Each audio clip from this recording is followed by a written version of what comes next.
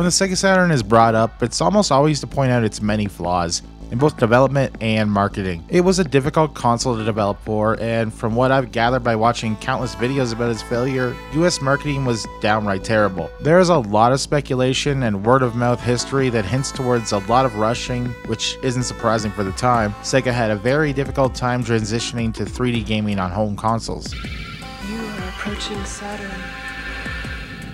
You are only seconds away. I have arranged for you to meet my companion. He will lead you. Watch and listen. Please, don't disappoint him. He doesn't like that. If you're to look at something like the Sega CD or 32X, which made very little sense even at the time, there was certainly more of a focus on attractive hardware features rather than competent gaming experiences. Most of the games on the Sega CD were extremely short FMV experiences, while the 32X was merely a collection of around 40 intentionally rushed titles. There are definitely exceptions, as the Sega CD does have some standout titles. However, it can't be denied that Sega's attempt to edge out the competition led to a difficult consumer experience. And most indulgent taste temptation from Sega, delivering crystal clear digital video and rich, creamy 3D graphics. Because of this, Sega consoles have become a goldmine of hidden gems and niche concepts that were never really experienced by the wider public.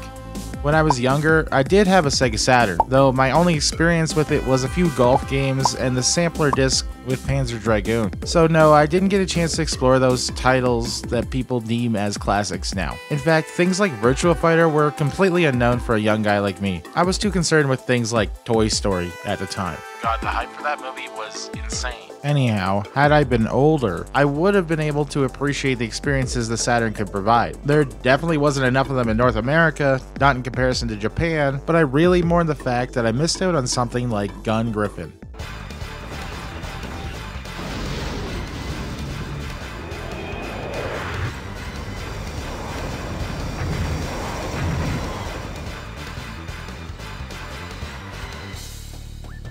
Anyone who knows this channel knows my love of the Gungriffon games. In fact, I even made a rather awful retrospective of the series where I don't really think I paid enough attention to any of them. Though if you Google Gungriffon, I'm usually the first thing to pop up. The games are short, and the majority can be completed in an afternoon, but that doesn't mean that they don't deserve a more detailed view. And besides, it gives me an excuse to play a series of games that has become my favorite over the past year.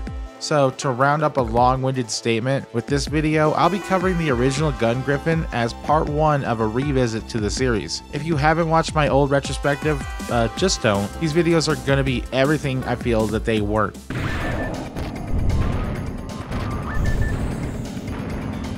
Gungriffon is a very easy game to explain, even its story. While at the time, RPGs and adventure games had started to enter their peak, providing massive sprawling storylines with admittedly mixed results, mech games were always careful with what they were doing. It was difficult to have a consistent narrative and characters with system and storage limitations alone. Tacking them onto a concept that amounts to piloting a fictional bipedal vehicle is a difficult thing. Some games did do it properly, and many would find creative ways to include an actual narrative. However, most of what we got was world building and little else. Every Gungriffon game does that. What story there is merely there to establish why something like a high-max unit would be seen as required in the world. In the first Gungriffon, it's merely to have an upper hand during a disastrous resource war. The world has reached a dystopian, near-apocalyptic state, with the latest conflict taking place in China. The US version of the game has the title of the Eurasian Conflict, which pretty much sums up the major players involved. There's no characters or actual plot development, but that's okay, because this isn't what Gungriffon is about.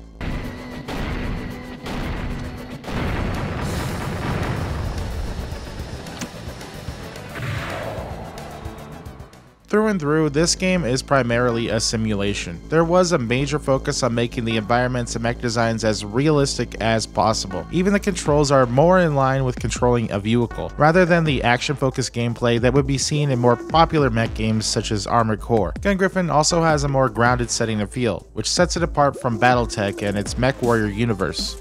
Every one of the game's 8 stages takes place in the immediate human world, not a single fantastical setting. Technology might be advanced enough to build jet-propelled mechs with wheelies, but you'll be dealing with briefings that tackle crew battle strategies that you may or may not follow. Honestly, these briefings are mostly just a suggestion. You can go in guns a-blazing if you want. That does work here. However, it's also really fun to follow the natural tide of battle and fight alongside your allies. For a Saturn game, the AI feels extremely natural, with most enemy and allied units acting in ways that make sense. There are a handful of missions with clearly defined objectives, such as destroying an enemy train, protecting a plane from waves of enemies as it readies for takeoff, or escorting allied units, which is still the worst mission type ever. These are well designed, but can prove to be a roadblock for those hot-off-blasting first-generation AWGS units without much of a distinctive reason to be doing so.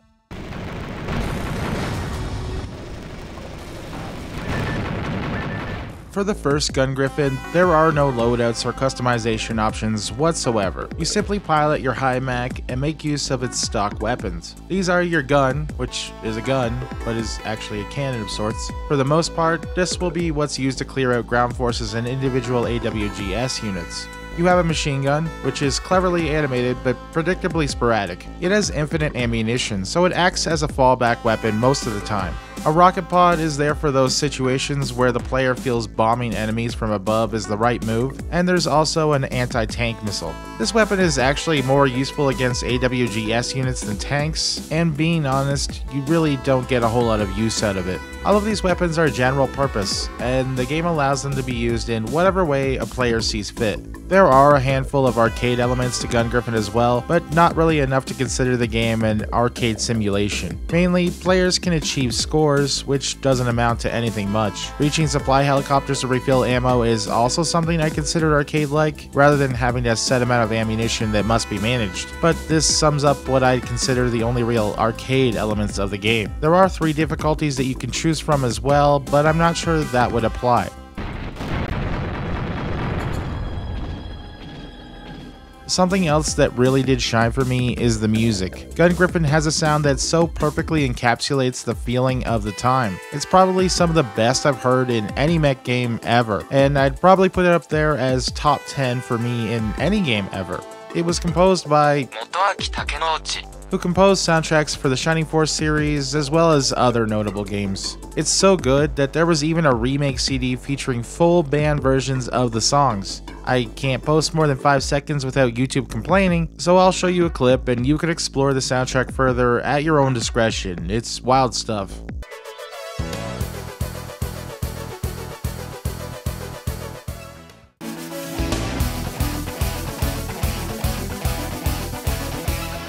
Gungriffon is a hell of an afternoon. It is short and it is to the point, but it isn't too much of a surprise that Game Arts would continue the series until 2004. A little too much experimentation might have put it into an undeserved grave, however, I really am just speculating. The first game is the most bare and straightforward of the series, with every entry forward building on the formula, before eventually changing it entirely. What surprises do these further entries hold for us?